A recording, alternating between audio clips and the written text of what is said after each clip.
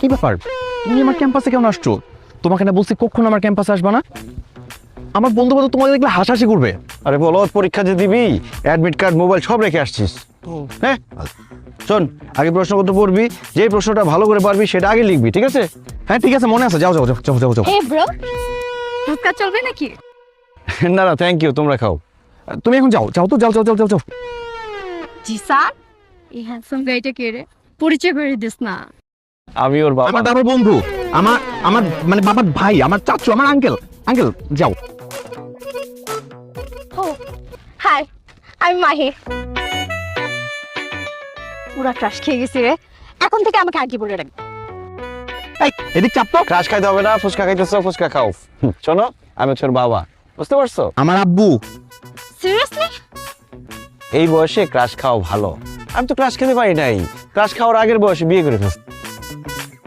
ভাইয়া আঙ্কেল, আপনাকে দেখলে না বোঝাই যায় না। আমি মনে করছিলাম যে আমার বড় ভাইয়ের বয়সী হবেন বা কিছু।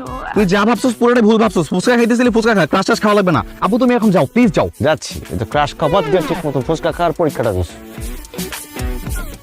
ধর, ক্রাশ খাইতে হবে না, ফুচকা খা, ওইদিক চল।